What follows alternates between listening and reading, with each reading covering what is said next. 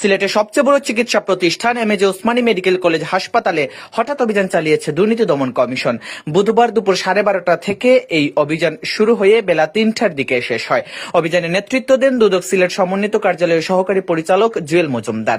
তার নেতৃত্বে গঠিত দলটি হাসপাতালের বিভিন্ন ওয়ার্ড, প্যাথোলজি বিভাগ, রোগীদের জন্য বরাদ্দ খাবার ও ওয়াশরুম ঘুরে দেখেন।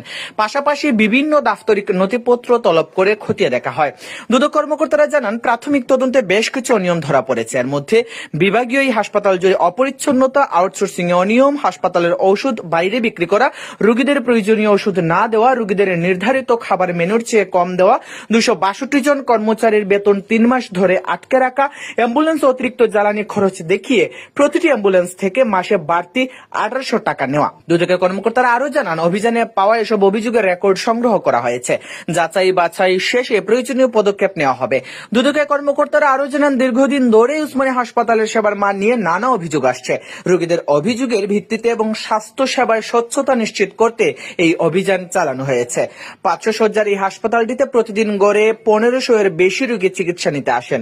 এত বড় একটি প্রতিষ্ঠানে নিয়ম শৃঙ্খলা বজায় রাখা অত্যন্ত জরুরি হলেও নিয়মিতই নানা অনিয়ম ও অব্যবস্থাপনার অভিযোগ উঠে আসছে। হাসপাতালের রোগী ও স্বজনদের অনেকেই দুদকের অভিযানকে স্বাগত জানিয়েছে। তারা মনে করছেন, এর মাধ্যমে দুর্নীতির বিরুদ্ধে শক্ত বার্তা যাবে এবং স্বাস্থ্যসেবার মান উন্নয়নে ইতিবাচক প্রভাব ফেলবে। সরকারি ওষুধ সরকারিভাবে আসে আর বেসরকারিভাবে লোকালি কিন্তু ক্রয় করে।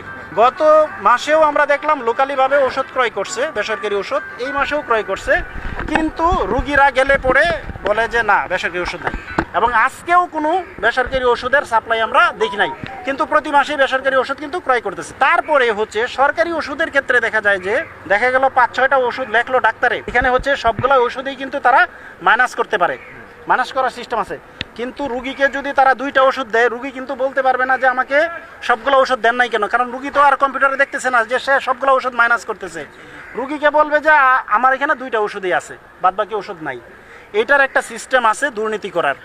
এছাড়া হচ্ছে বেসরকারি ওষুধগুলা তারা সাপ্লাই না দিয়া বাইরে বিক্রি করার একটা অভিযোগ আছে।